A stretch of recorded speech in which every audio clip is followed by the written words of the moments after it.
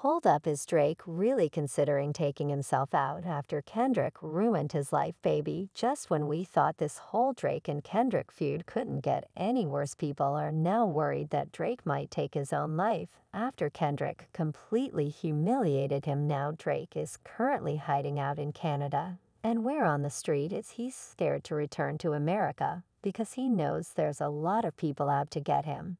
And they won't stop till they take him out for good. I mean, not too long ago, his house was broken into, and he had to get double the security he already has just to keep people from attacking him. If it's one thing we've realized during this whole beef is that Kendrick knows how to hate a man with a passion, and Drake isn't nearly as tough as he trying to make everybody believe he is all these years. What's even crazier about this is that Kendrick was initially hesitant to do this back and forth thing. But Drake kept pressing him to respond cause Drake easily could have taken the j.cole route and clocked out of all of this, but he just had to show the world how gangster he was and even had the G to drag Kendrick's family into it. But before we get into all that, let's just spin back to the very beginning of this feud, because unlike what most of y'all think, it didn't just start out of nowhere. This been cooking up for over a decade now.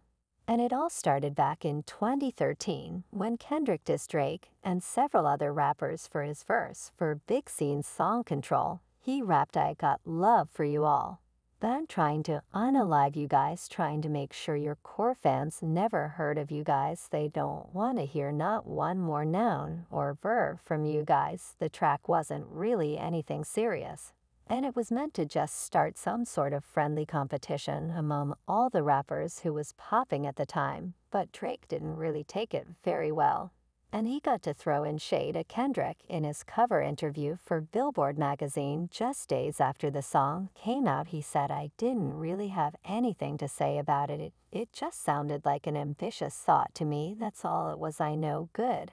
And while Kendrick is not me at all on any platform, so when that day presents itself, I guess we can revisit the topic after this. They kept throwing shots at each other in a few songs over the years, but it wasn't really anything crazy. That was until last year when Drake and j.cole collaborated on their hit song, First Person Shooter. Now j.cole was being messy in his verse and decided to bring Kendrick up by tagging him, Drake and Kendrick, as the big three in rap.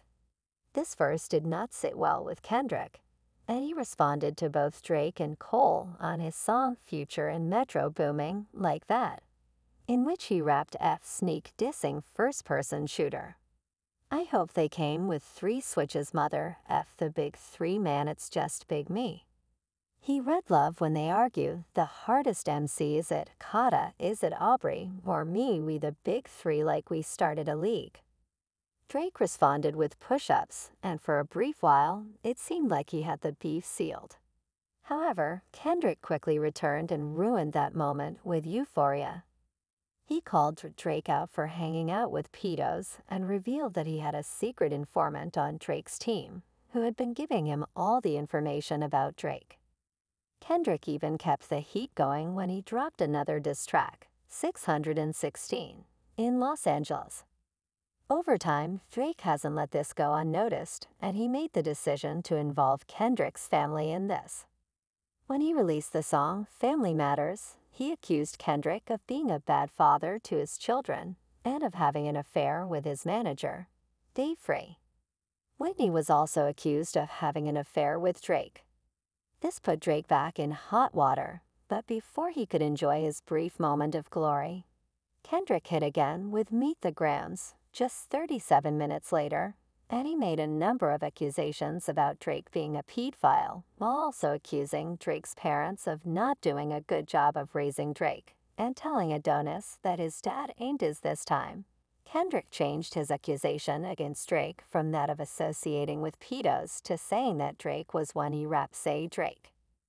Kendrick hit us with another song titled Not Like Us, which was the last straw for Drake, because even the song's cover photo caused controversy because it showed multiple Say offenders in Drake's home. In case you're unaware, Balka is one of the many creeps that Drake keeps on his camp. He was arrested in 2014 and charged with offenses related to And as soon as he was released from jail, Drake signed that man to OVO. I hear you saying things like, make him young, and hide your little sister from him.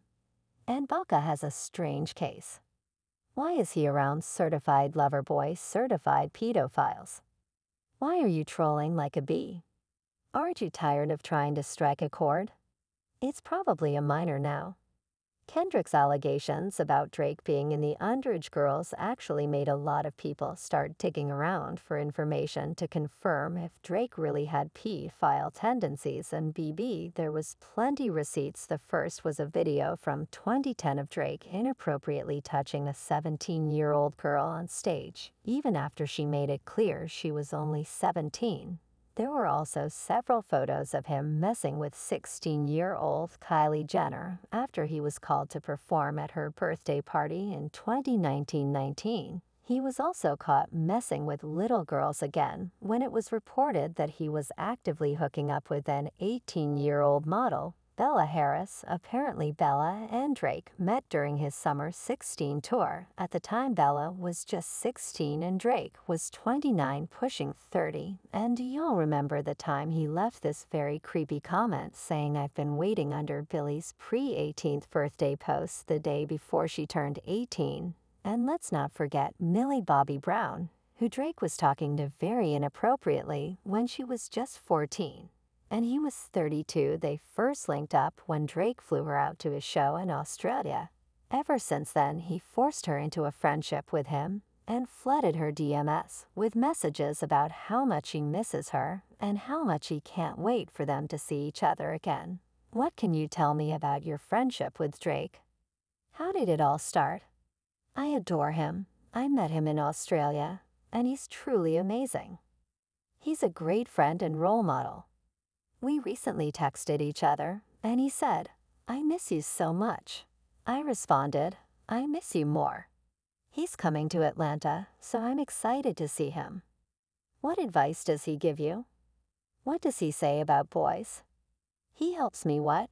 Yeah. He's great, he's wonderful. I love him. Advice with boys, that stays in the text messages. But this wasn't the only damage that Kendrick's song Not Like Us did. Just a few days after it dropped, a nation attack was made on Drake's life, not once but twice. The first time was when his house got shot, and one of the hit his bodyguard. Luckily, Drake wasn't home at the time of the attack, so he was safe. Just 24 hours after this, though, a strange man caught by Drake's securities team was trying to break into his crib. He kept insisting that he needed to see Drake, but security wasn't having it. They called the cops immediately, and he was arrested then. Now, Drake didn't address this directly, but he sparked concerns about his mental well-being when he posted a cryptic video to his IG stories that have fans speculating if he was at his breaking point and possibly considering the idea of taking himself out. Maybe, but when you die, will people notice? I know there will be a lot of memories of me by a lot of people, many who hate me. Even so, a person needs to live with therein. But none of this made Kendrick back down, cause he continued to drag on his Not Like Us run, and absolutely humiliated Drake even more than he already did. The song actually went #1 on Billboard, and Kendrick accompanied it with